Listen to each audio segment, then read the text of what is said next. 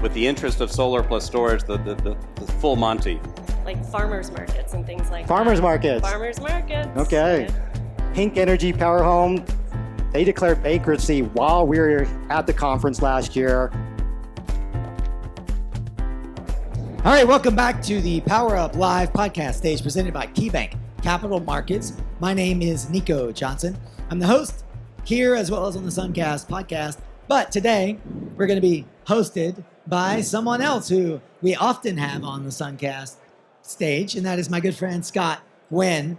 If you are in the residential solar industry, you have to deal with sales on a day-to-day basis. And my guess is that you are experiencing the title of today's talk.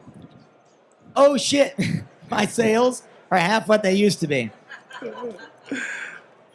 How to deal with that and how to help you through it are the conversation of the day with my friend Scott from Bodhi. He's the CEO of the tech platform Bodhi that helps all across the solar landscape. We also have joining Scott, Rachel Finn, finance specialist at Green Tech Renewables, and Mr. Stan Pipkin, CEO at Lighthouse Solar down in Texas. Scott, I'm going to hand it off to you and get off the stage. All right, thanks a lot, Nico. So we did a panel like this last year where we're kind of looking forward to what happens post-sale. But of course, the landscape has changed quite a bit. And so what we wanted to do today was really kind of just talk about the elephant in the room, which is, shit, my sales are half of what they used to be. So I want to welcome everyone to today's special panel, Shit, My Sales Are Half of What They Used to Be, Strategy to Overcome High Interest Rates and Be Ready to Grow When the Market Does Rebound. And as we wait for anybody else to kind of trickle in, I think those that are aware of the webinars that Bodhi puts on, you guys know that I like to start off with a dad joke. So are you guys ready for that? Okay, so what did my dog say when I asked her what 2 minus 2 is?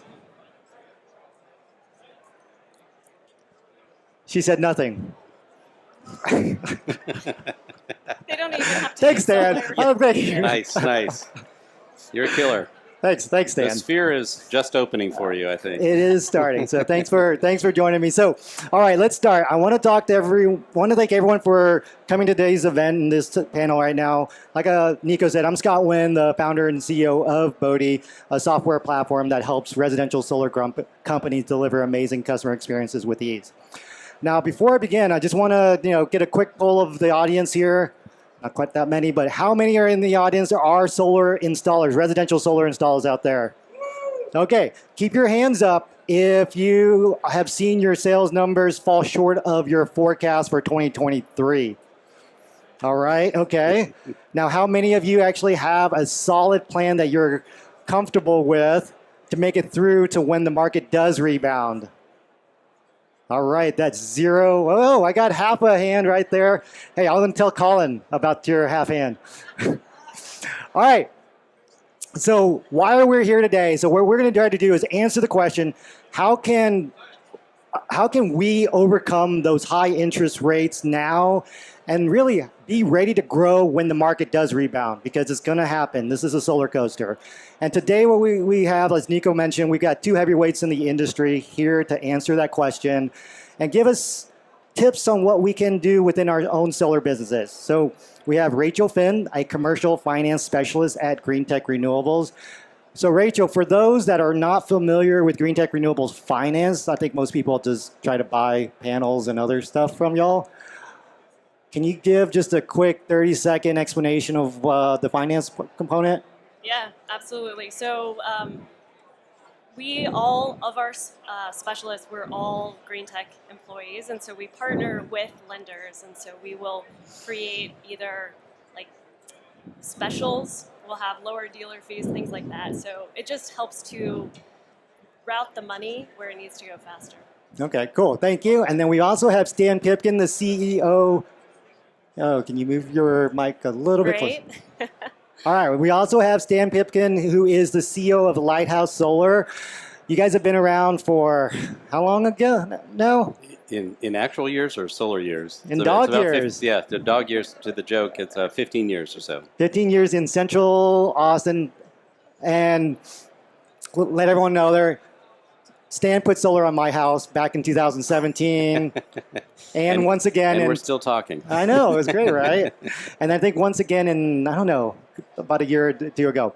All right, so we want to have audience participation. So if you do have any questions, just raise your hand, come out right here in the middle. I'll call on you. And so we'll also save time at the end for Q&A. All right, so let's dive in, and see what kind of the panelists have, insights that they have to offer. I want to first set the stage. We already know what the title is, but if you guys remember last year at this time, there are a lot of folks out there that will argue that we were actually at peak residential growth. Pink Energy Power Home, they declared bankruptcy while we were at the conference last year. That's when interest rates really started to climb. And then since then, this year, it's been tough for a lot of installers across the U.S. And so I was looking at the Home Analytics market report, and I forgot exactly, but they were saying about, so far this year is about a 5 to 10% drop in residential solar once you start to exclude California versus last year. And so let's start, tackle this question right away. I mean, what are you guys seeing, Rachel, with your customers? How are they doing this year relative to last year? I mean, I would say they are definitely plateauing this year. They were very optimistic last year. They were growing exponentially, but this year I think a lot of our installers they've pulled back on either staffing or, I don't know.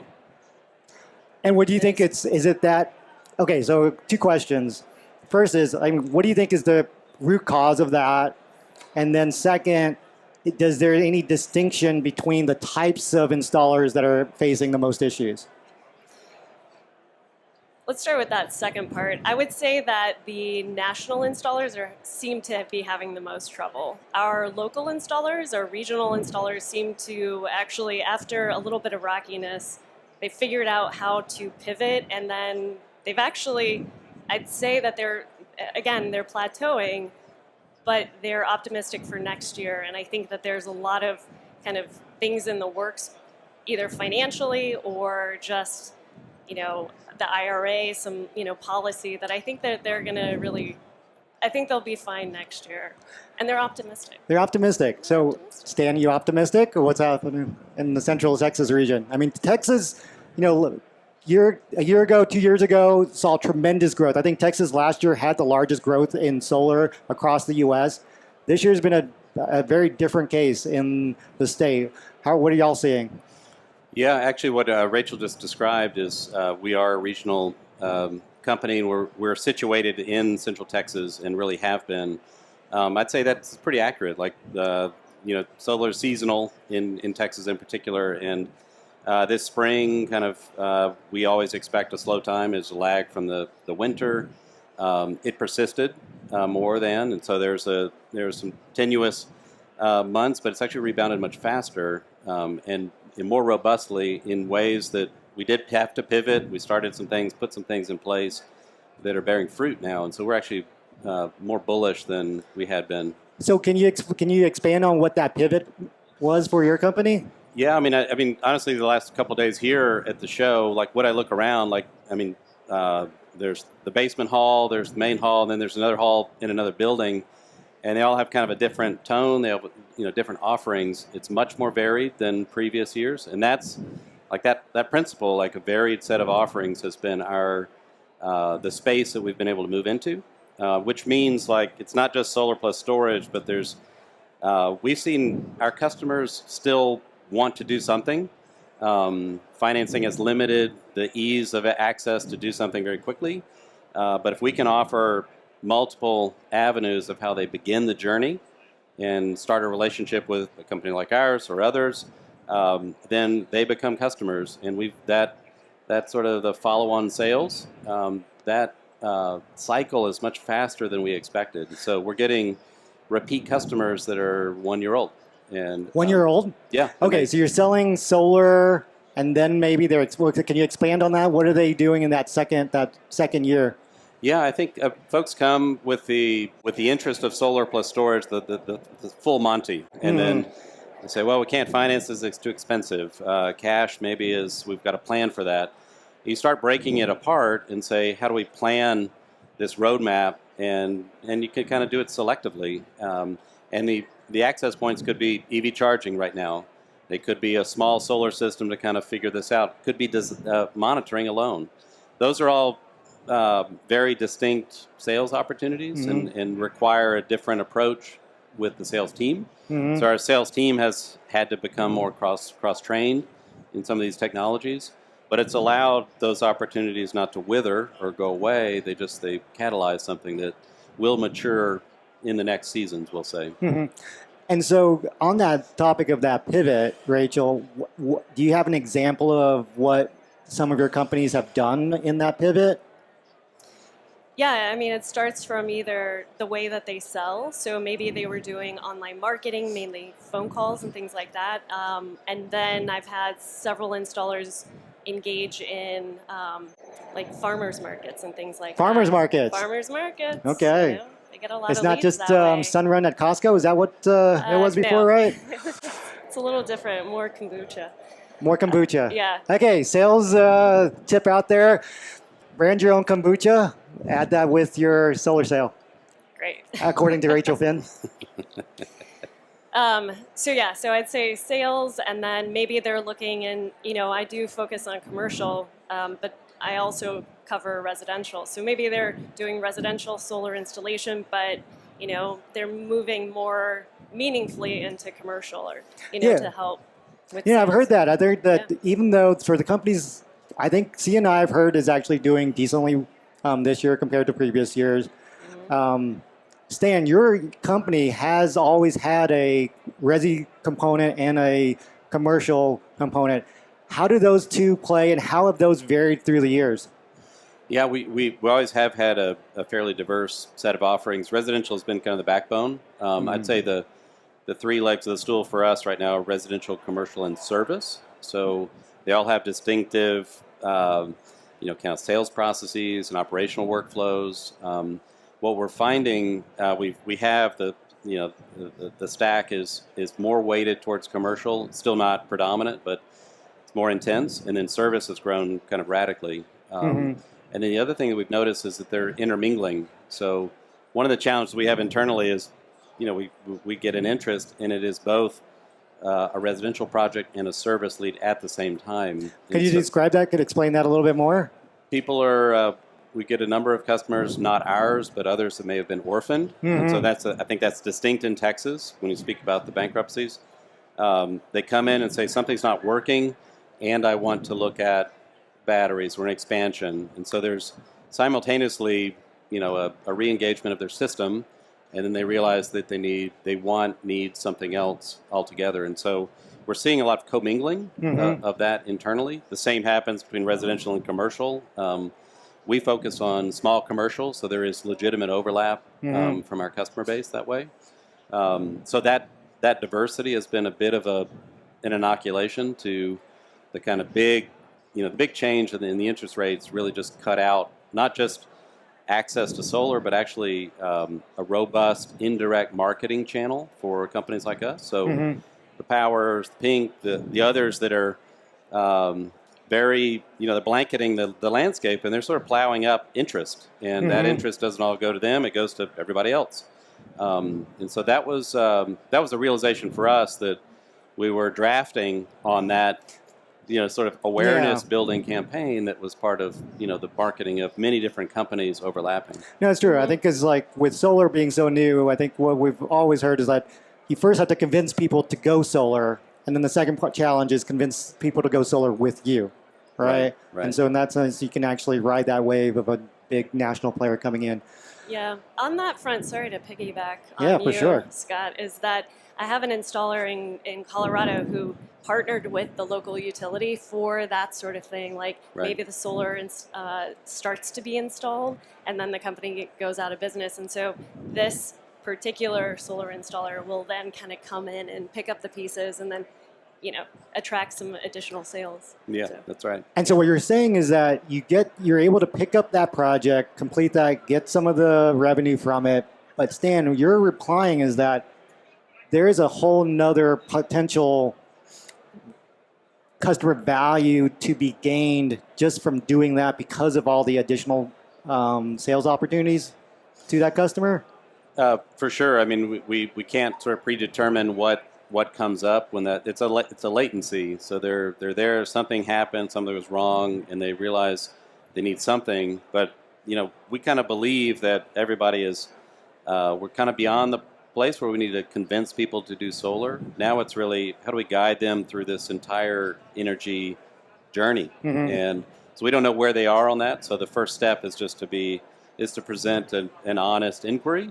And I'd say that's kind of the other big thing we've recognized. Like there's a vacuum of trust in Texas in particular. It's probably in other markets, but we're picking up the pieces from things that just didn't work, and have left a lot of consumers doubting our industry's capacity to deliver on our promise. Yeah. And so just doing that alone goes a long way. Okay. I want to shift the conversation a little bit. One thing we haven't really touched on too much right now is just the high interest rates that are out there for, those traditional loans that are financed, let's say, from the Mosaics, Dividends, Sunlights of the world. The one area that has grown in the past half a year are third-party financing, PPAs, leases. How do y'all see that within y'all's business and kind of the landscape, Rachel? I mean, how does third-party financing at all play into the financing options that Green Tech provides?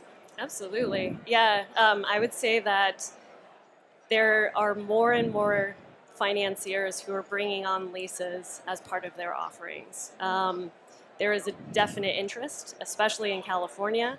Any of the installers that I've talked to recently who are actually growing are utilizing leases right now, or PPAs. Sure. Yeah. So yeah, it's definitely helping them grow because it's more of what salespeople are comfortable. It's a bill swap, right? Like you could be spending $200 to the utility or $150 on a lease. But I'd say I've heard those from sales folks that have never sold leases or PPAs before. It is actually a very different sales process, and it's actually kind of hard to try to present it to the consumer, the homeowner, the different options. Like, hey, here's buying your system. Here's a different option. Stan, you guys have a good portion of your business which are cash. You do loans, not just from the big guys, but from some of the credit unions and smaller ones. How do you see those different options as compared to trying out, let's say, one of the new PPAs or lease options that are out there? Yeah, our particular set of utility markets, some are the leases and PPAs are just not available because of the utility regulations. In other places, the rates are so low that the economics are just dodgy. In the areas where the rates can be higher, we found it's a very difficult conversation. One that you can handle, but many customers aren't ready to understand all the exposures to rate changes in the deregulated market. In a PPA or a lease is kind of a fixed program, and so the offer needs to be very simplified, so that from a execution standpoint, you control the cost and the price. So we're not inside Lighthouse. We're not seeing a huge opportunity. Like that's actually the market in Texas, ERCOT, and the pricing. The way that's working, I think there's a lot of risk for us. We're actually seeing more opportunity to bring the banks and the credit unions into the solar space in a more mature way. I think the financing companies have done good to seed the interest and speak about financing ownership, and credit unions I think are picking up that. So it's in some ways we're trailing that solar has become more bankable. It's a secured asset, even though maybe it's not papered up in the same way that a lease or PPA is. But I think we're pulling institutions off the sidelines, which is exciting. Yeah. Sorry, man, 30 minutes time flies when we're having these conversations. So I want to jump into a third conversation or third topic. We know that the market will rebound. We've been through the solar coaster before. What are y'all doing, or what are you seeing, Rachel, with some of the installers that you're working with? What are they doing right now to plan for that future so that when the market does rebound, let's say, hopefully maybe next year, Q2, Someone told me that. I don't know. How can they dominate their market? Because right now, companies, there's those that are not doing well.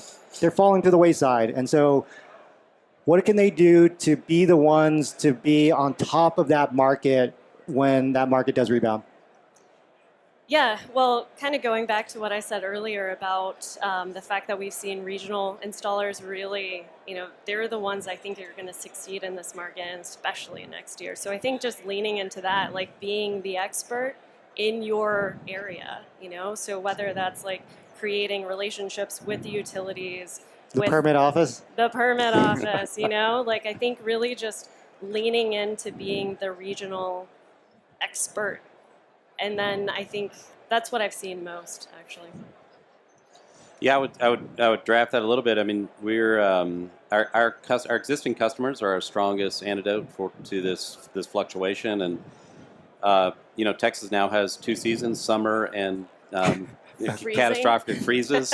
So I think that we're looking at like how does the resiliency system, so solar plus storage, and really understand the customer's experience through those potential events. So it means being far more intentional about communicating to them, both in a kind of a project journey and then a closeout, and then like the functional life of the early life of a system. So someone invests in a very complicated, powerful, high-tech system at their house, and they don't know how to drive it. And we need to make sure they know how to drive it through kind of good times and bad times. And that's our approach to building a customer base that knows us, trusts us, understands what it is, and then can promote it. And speaking about a customer base that trusts you, you guys actually did something more recently with Enphase and Span, this collaboration, kind of a marketing thing to try to re-engage those customers. Can you tell the audience a little bit about that program and where you're able to get those marketing dollars from? Yeah, so I think it's not a novel idea, but it sounded like it was unprecedented in the solar space. So I've heard now there's MDF, co-op dollars. It's essentially pulling the manufacturers and the distributors into market creation rather than just serving the market. And it's still brand forward, so it's Lighthouse's event, but it's kind of bringing our ecosystem to bear to say we're all doing this together. We're not just, it's not transactional. Our success is dependent on a supplier making good choices upstream and presenting that to the customers. And some of these were customers that have, they're 12 years. They've been with us. And I was shocked. It was a small event, but it was promising to say that these folks, we haven't heard from them, we haven't talked to them necessarily, but they're paying attention. And so I think it goes back to the case that we don't know what people out there are really thinking. And my hunch is, and what we're starting to validate, is that they're thinking they're aligned with us. It's just getting surfacing that is the challenge. Do we have questions from the audience that y'all want to pose to either Rachel or Stan? Any questions whatsoever? Adam. Question. Hey, Adam, could you introduce yourself as well when you're able to? Maybe I'll introduce Adam while what's happening here. Does that sound? That sounds great, yeah. Awesome. My question's on the sales side. I find it's often triggered by some event from the customer's user experience where it's the big 3 that we started off with is I'm looking for a new roof or I just put on a new roof. How does solar, that's what's making them start to think about solar. Getting an EV or getting a heat pump. Those were the big 3 that we would do targeted marketing ads. I think we've added 4 and 5 in terms of this is the biggest bill I've ever gotten in my life is 1. And then I've had a power outage, and now I'm interested in backup. Can you guys add 6, 7, 8 of any other triggering events that you see of the customers aren't thinking about solar just because solar. We all love solar on this show, but the customers are thinking about it in terms of that trigger event and how does solar blend with that and from their unique user experience. So can you guys expand on any other trigger events that you think of from their perspective? Do you want to start, or I can? You start. So I think that's actually a pretty good list. I would start to qualify the trigger. There are acute triggers, which are, it's event-based. doesn't have to be the biggest bill. It's actually any bill. And if it's, I think there's also like environmental. So if it's been hot in our part of the world for 100 straight days over 100, there's fatigue, and they just say I can't do this anymore, and that starts to overlap with the outage. So we're seeing fewer like singular triggers, but there's kind of combined environmental. Like there's a feeling. Yeah. So I actually think your list is actually pretty good. There are others that are probably kind of nuanced. Just moving into a house is a big one. They're looking at kind of the whole picture. So the first bill in a new house is also a real trigger. Kind of the unexpected. Yeah, Rachel, do you have anything to add there? I mean, just personally, we always get these emails from ERCOT right now, like, can we conserve energy from 5 until 9 every night? But now we're starting to get these, we're at like critical level 2 of like potentially rolling blackouts. Yeah, so that's a huge one. Yeah. That hits me very personally. All right, we only got a couple of minutes left, so if you do have questions, I think the panelists will be here afterwards as well. But I want to just have a little bit of a outro real quick, rapid fire. 2024 will be rebounding and difficult. 2024 will be stabilizing. That's official words from Rachel Finn and Stan Pipkin. I want to thank everyone sitting out there and all those listening in on the live broadcast and on the SunCast podcast to thank you for joining us. And we'll be around. Bodhi's got a booth up on the top in, I think, 30 minutes. We're going to have the durian experience. For those who are not familiar with durian, please stop by booth 2374 for something that you probably will remember for a long time. Well, I smell success. It's coming. I know. Thank you, Stan. Thank you, Rachel. Thank you, RE Plus. Thank you, Nico and SunCast for allowing us to do this.